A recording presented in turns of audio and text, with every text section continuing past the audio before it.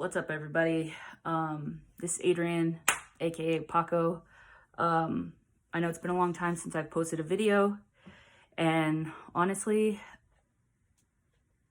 it's probably because I realized keeping up on videos and posting on social media takes a lot of work besides my regular 40-hour week job, and I had a lot to get used to still. Going into this at first, I was super gung-ho and feeling great. Not that I'm not gung-ho now. I'm just saying, I wanted to go all in, 100 miles an hour, into it. And there was definitely a learning curve. I had to make a lot of adjustments. So today is April 11th, 2022, and I am officially 6 months post-op gastric sleeve surgery. I also just turned 40 yesterday, so another milestone. I am down just over 100 pounds from my initial starting weight with the weight loss clinic. So I'm excited that I've hit this milestone, and I'm looking forward to seeing both scale victories and non-scale wins along the way. Some of my non-scale wins are definitely getting into smaller clothing. And you notice things like the putting your seatbelt on in the car fits a little bit differently. Bending over to tie your shoes. Having to put a few more notches in your belt just so it gets tight enough. But there's also some things that happen that kind of make me second guess at times that did I make the right decision when it comes to this? I still feel like I made the right decision, but when you want to really enjoy food, that makes it difficult sometimes, especially on a high restriction day. For those of you who had gastric surgery, you know what that means. And for those of you who are still on your journey to gastric surgery of some type, a high restriction day are days where your stomach just won't let you eat much of anything. So those are the days that I go back to my protein drinks, a lot of yogurt, and just really small meals throughout the day. And there's some days where I feel like a bottomless pit, and I can still only eat small portions, but I'm constantly hungry, and that's okay too. That's normal. High restriction days are normal. I recently spent the last week in Chicago, and I was super excited to try all these different foods. Lots of recommendations from people. I had to try Chicago deep dish pizza. New York style is still my favorite. Don't hate. I'm just not a fan of the pie. So, but I was also disappointed that my taste buds are a little bit different, and I couldn't enjoy the food like I wanted to, or like I thought I was going to be able to. The same with a Chicago style hot dog. I've had those before, but hey, when in Chicago, right? You have to have a dog. I maybe was able to eat 3/4 of the hot dog itself, and maybe half of the amount of bread and toppings. There were a lot of small meals, but I felt like I indulged a little bit on some items. I had a Nutella-filled crepe with strawberries. I was definitely able to put that away somehow, most of it, but I was surprised when I got back and got on the scale and found that I was still able to lose some weight. Granted, we did do a ton of walking while we were in Chicago. I did no gym workouts all of last week. So I thought I was gonna, kind of hit a stall there for a minute, but I didn't, which is great. There's just, I wish I could share everything with everyone to just, you know, put information out there to like, one, what you're running into is normal. Other people are experiencing the same thing, or kind of to help people prepare for what they're getting themselves into if this is what they choose to do. But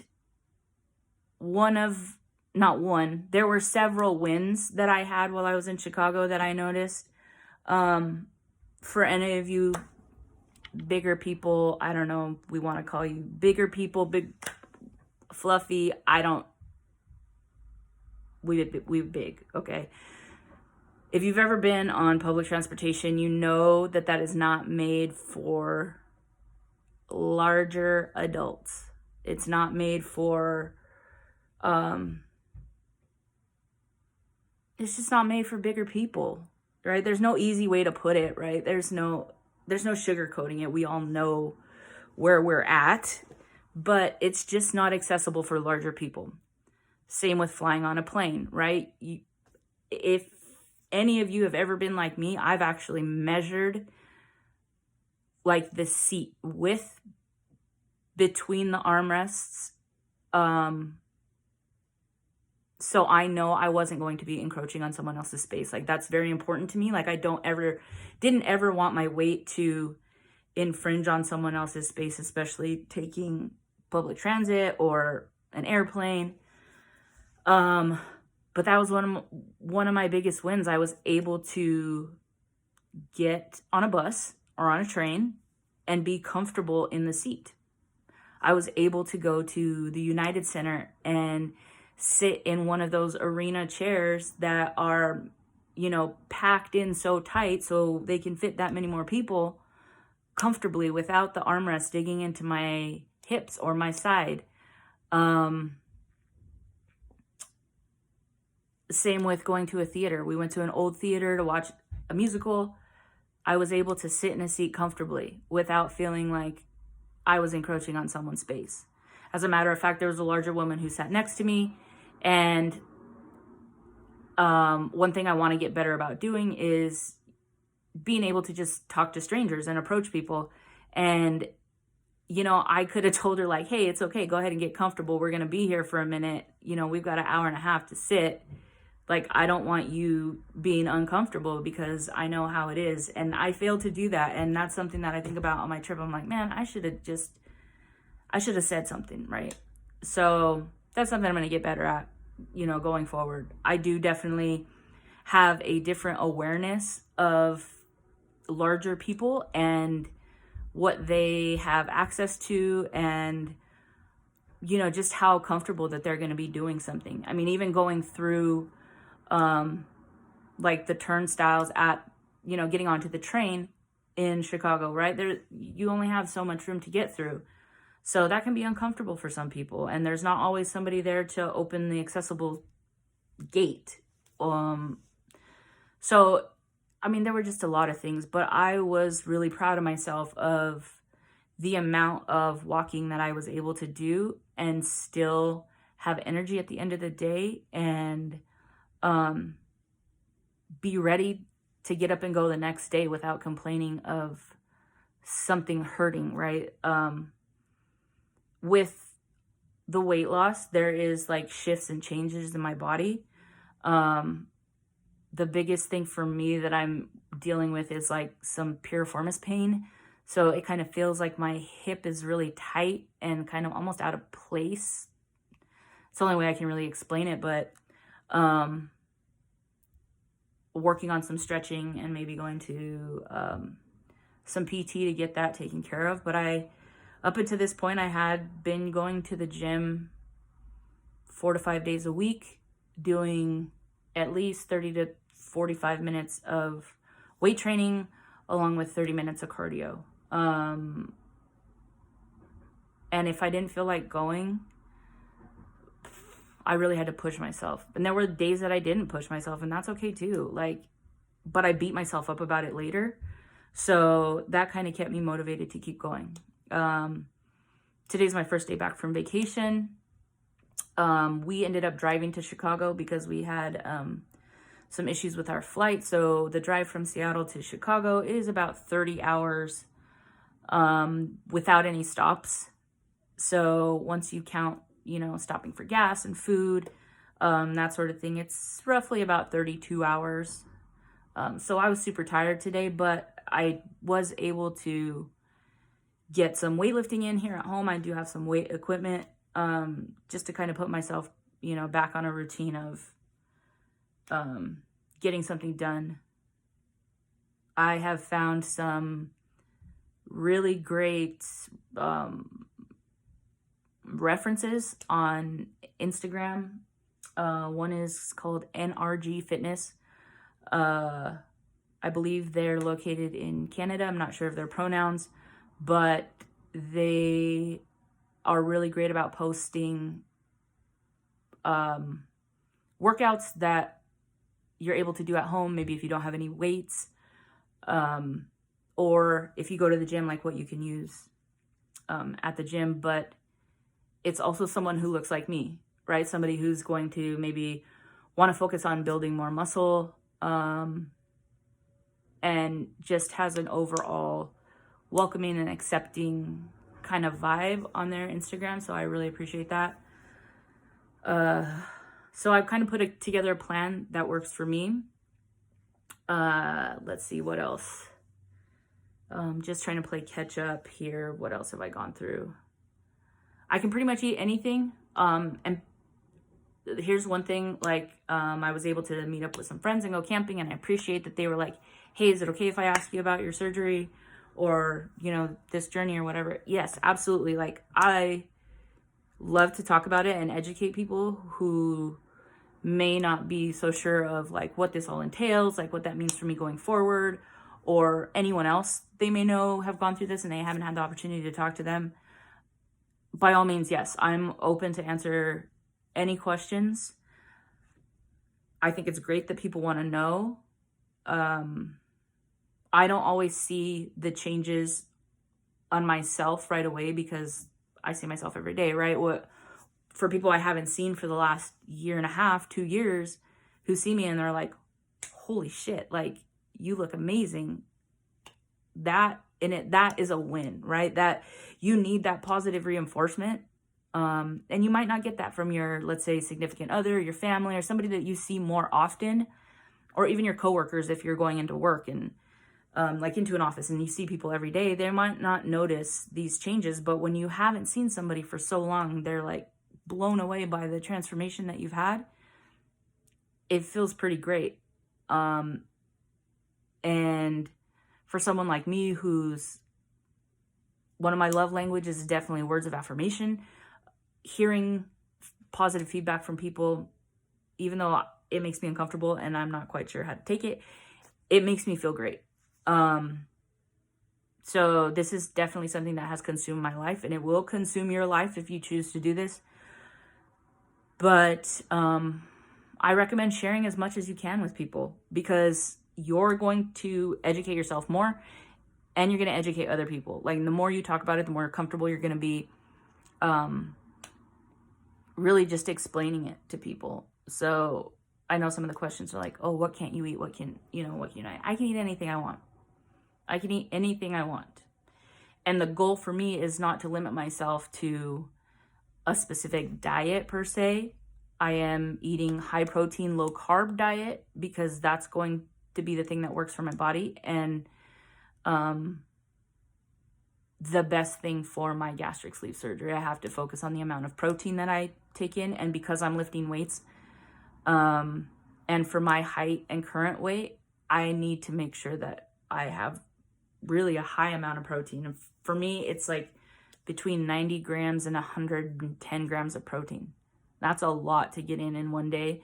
So I get really consumed figuring out how I'm going to get all of that protein and get the right amount of carbs and fiber that I need for the day. So I just maintain a normal digestive tract, and I don't, I avoid issues that way. So this is a full lifestyle change, and I'm not quite used to it still, even 6 months out, because I'm still constantly trying some new things.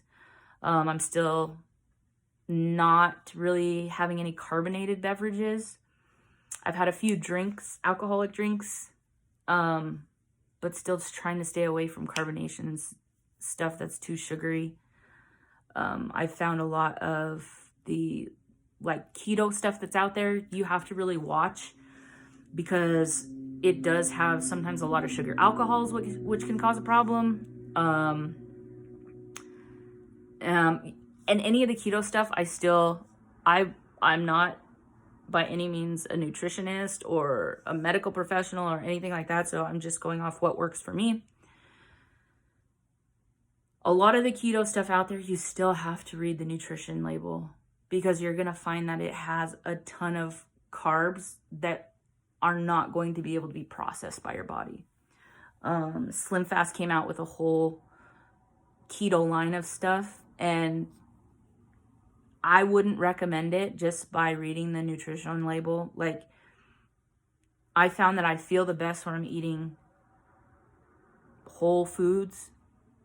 And even if I have to eat fast food, like, I try to make really smart choices about where I eat and who has like the freshest ingredients, because anything that's super greasy makes me feel kind of queasy. And hydration's so big. And I have wavered up and down on keeping myself hydrated, and I can definitely tell when I'm not. And it's a struggle every day because some days, like, if it's cold outside, and here in Seattle, it's cold a lot and rainy, which I love, but I don't necessarily like want to drink cold ass water all the time. But if my water is not super cold, it hurts my stomach. So there's a lot of different things. One, I can now drink regular water without flavoring, without it hurting my stomach. So that's a win. But there's just so much. And I maybe would set up a time to do like a Q&A. Hey, like, who has questions about gastric sleeve surgery? Or like, what have I encountered or come across, like, questions that you have? Like, how can I help you on your journey? I'm going to try to get better about posting things like this. I want to like definitely like wrap up on positive notes, right? Like, I am down like however many pant sizes. Like, I keep having to order clothes, just because they don't fit. And like, when they're too big, like, if your clothes are too small, they're uncomfortable, right? Because you're like sucked into your clothes and it's, pinching here, whatever. But the same thing goes for if your clothes are too big. Like, I have put on shirts that I'm like, oh yeah, I'll wear that shirt. Like, it'll still be okay. But I put it on and I'm like swimming in it. And that's not comfortable because then I just look like terrible because I've got this way oversized shirt that doesn't fit. So yeah, I know that's a terrible problem to have. Oh gosh, your shirts are too big, but it's still, something that you're going to have to deal with. Like, that's a cost that is going to continue as my journey continues and I really get to like a sustainable weight where I'm comfortable. I am really looking forward to getting back to playing softball this season. I haven't played for the last 3 years, 2 years, 3 years. One, because I was out of shape and I didn't feel like I was contributing like I should to a team. Even though my team is great and they would never say anything or not encourage me to be a part of the team. I just knew how I felt. So I made that decision for myself. And then we had COVID, and then I had the opportunity to like start this journey. So, I feel like I'm in a better place now. Like, I will be able to be a super active part of the team and, really pull my weight. Funny, not funny, but pull my weight, and not have to rely so much on other people on the team. So, that's something that's around the corner. I'm working on just really jumping back into my workout routine and nailing something down that's going to be more long-term and building for me, weight loss is still definitely a priority, but so is toning and building some muscle. So I know my weight may not go down as much, but my size will, depending on how I'm working out. So yeah, there's a lot of things to look forward to.